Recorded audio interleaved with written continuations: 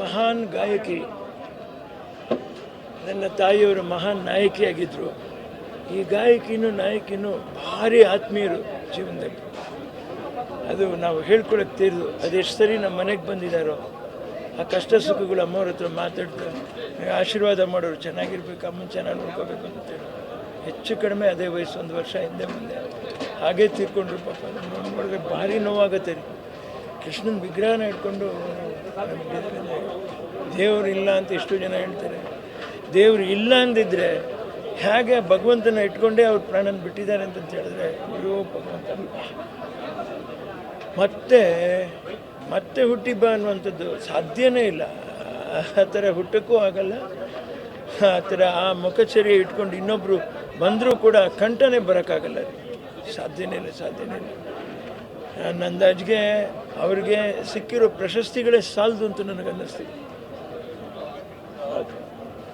ಏನು 48,000 ಹಾಡೋದ್ರ ಮೇಲೆ ಎಷ್ಟು ಭಾಷೆಗಳಲ್ಲಿ ಅವ್ರು ಹಾಡಿರೋದು.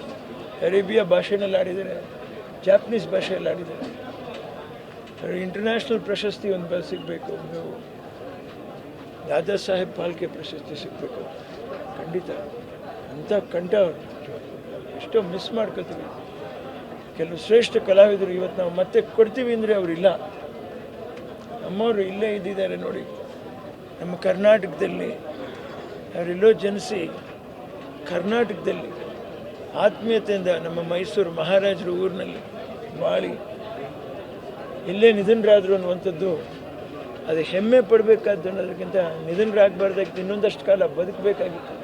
ಅವ್ರು ಹೇಗೆ ಇರಲಿ, ಅವ್ರ ಕಂಠ ನಾವು ಕೇಳಬೇಕಾಗಿತ್ತು ಅನ್ನೋದು. ಅವ್ರು ಮಾತಾಡಿದ್ರೇ ಸುಮಧುರವಾಗಿರೋದು ಆ ಮಾತುಗಳು, ಮುತ್ತು ಉದುರಿದಾಗ ಮುತ್ತದ ಮಾತುಗಳು. ಖಂಡಿತ ಹೇಳ್ತಾ ಇದ್ದೀನಿ, ಯಾವುದೇ ಭಾಷೆ ಇರಲಿ ಆ ಲಿಪಿಗಳನ್ನ ಚೂರು ಬದಲಾಯಿಸ್ತೀರ ಹಾಗೇ ಹಾಡೋರು. ಖಂಡಿತ ಅಂಥವ್ರು ನಮಗೆ ಅಷ್ಟು ಸರಿನೂ ಆಶೀರ್ವಾದ ಮಾಡಿದ್ರು, ಎಂದೂ ಮರೆಯೋಕ್ಕಾಗಲ್ಲ. ಒಟ್ಟಾರೆ ಅವ್ರ ಕುಟುಂಬಕ್ಕೆ ಭಗವಂತ ಈ ನೋವನ್ನ, ಕನ್ನಡಿಗರಿಗೆ ಅದರಲ್ಲೂ ಅವ್ರ ಅಭಿಮಾನಿಗಳಿಗೆ ಈ ನೋವನ್ನ, ಈ ಅಗಲಿಕೆಯ ನೋವನ್ನ ಸಹಿಸಿಕೊಳ್ಳುವಂಥ ಶಕ್ತಿ ಕೊಡಲಿ. ಸದಾಕಾಲ ಅವರು ನಮ್ಮ ಹೃದಯಗಳಲ್ಲಿ, ನಮ್ಮ ಹೃದಯದ ಸಿಂಹಾಸನದ ಮೇಲೆ ರಾರಾಜಿಸ್ತಾ ಇರ್ತಾರೆ. ಇಡೀ ಪ್ರಪಂಚದಲ್ಲಿ ಅವರು ರಾರಾಜಿಸ್ತಾ ಇರ್ತಾರೆ. ಅವ್ರಿಗೆ ಈ ಪ್ರಶಸ್ತಿ ಕೊಡುವಂಥದ್ದನ್ನು, ಮರಣಾಂತರ ಪ್ರಶಸ್ತಿ ಖಂಡಿತ ಕೊಡಬೇಕು ಕರ್ನಾಟಕದ ಸರ್ಕಾರ. ಇನ್ನೂ ಹಲವಾರು ಜನ ಕಲಾವಿದರು ಇದ್ದಾರೆ, ಮರಿಬಾರ್ದು, ಕೊಡಬೇಕು. ಅವ್ರನ್ನ ಕೊಟ್ಟು, ಈಗ ಅವ್ರು ತೀರ್ಕೊಂಡಿದ್ದಾರೆ, ಅವರ ಮನೆಯವರಾದರೂ ಅದನ್ನು ನಮ್ಮ ಇದು ಇಷ್ಟು ಸಾಧನೆ ಇದೆಯಾ ಅನ್ನೋಂಥದ್ದು ಸಂತೋಷ ಪಡಬೇಕು. ಆ ಪ್ರಶಸ್ತಿ ಅವ್ರು ತಗೊಂಡು, ಅದನ್ನು ನಾನು ಹೇಳ್ತಾ ಇದ್ದೀನಿ. ಖಂಡಿತ ಕಡೆಯದಾಗ ಭೇಟಿ ಮಾಡಿದ್ದು ನನ್ನ ತಾಯಿಯವರು ಬದುಕಿದ್ದಾಗ ರೀ. ಇಬ್ಬರೂ ಕೈ ಹಿಡ್ಕೊಂಡು ಮಾತಾಡಿ, ಅದು ನೋಡಿ ಆ ಕಾಲದವರವರು ಅವ್ರಿಗೆ ಮಾತ್ರ ಗೊತ್ತಿರತ್ರಿ ಆ ನೋವುಗಳಿಗೇನು. ಸಮಕಾಲೀನರು ಮರೆಯೋಕ್ಕೆ ಸಾಧ್ಯ ಆಗ್ತಾಯಿಲ್ಲ.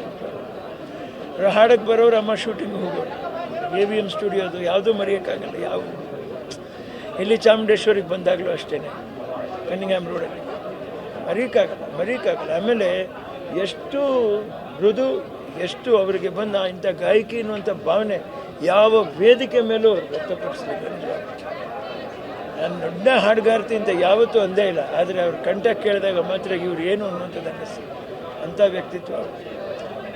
ಆತ್ಮಕ್ಕೆ ದೇವರು, ನಾವು ಹೇಳಲ್ಲ ಬಾಯಿನಲ್ಲಿ, ಅವರು ಭಗವಂತನ ಹಿಡ್ಕೊಂಡು ಪ್ರಾಣ ಬಿಟ್ಟಿದ್ದಾರೆ. ಬನ್ರಿ, ಮಹಾನ್ ವ್ಯಕ್ತಿ, ಅವರು ಅದಕ್ಕೆ ಮುಟ್ಟಿದ್ದು ಜನ್ಮ ಸಾರ್ಥಕ. ಜೈ ಹಿಂದ್.